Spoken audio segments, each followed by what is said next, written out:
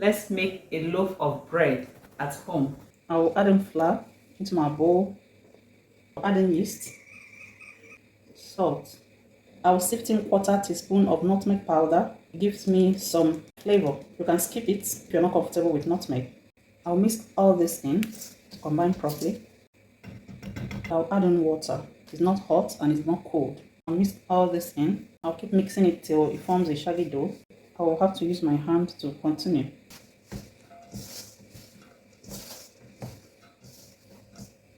I'll transfer to the work surface for easy kneading. Start kneading the dough. You'll be kneading this dough from 8 minutes to 10 minutes. At first, it might be sticking to your hands like this. Don't be tempted to add more flour. Now, I'll add in butter.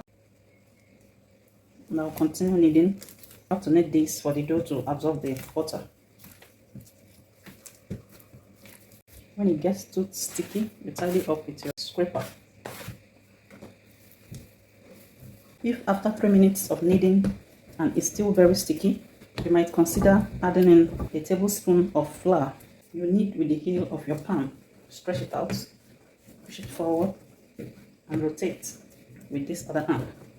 As you keep kneading, you begin to feel the dough start getting very soft. I've kneaded this well enough. I'll just shape it into a ball.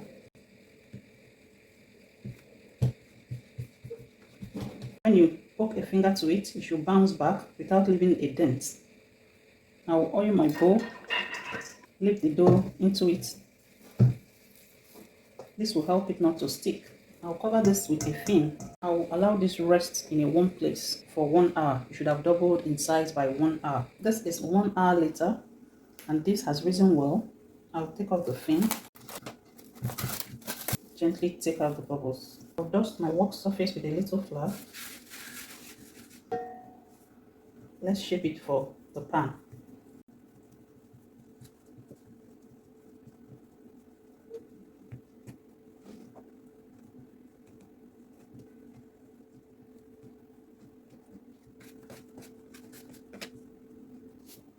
And I'll seal this with my fingers.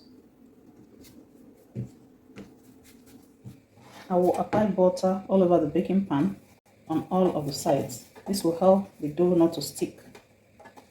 Here comes my greased pan. Lift it into the pan. I'll cover this and allow it to rest and rise between 40 minutes to 1 hour. This is 1 hour later. It has risen so well. It's ready to go into the oven now. My oven has been preheating for 10 minutes before now. Now I'll place in the bread. I'll be baking this for 35 minutes to 40 minutes at 170. By 35 minutes, you could already perceive the aroma of this bread all over your kitchen. And quickly, we are going to take it out from the bread pan before it starts sweating. Look at how easily that came off because we greased our bread pan. To check if your bread is well cooked inside, when you tap it, you should hear an hollow sound like this.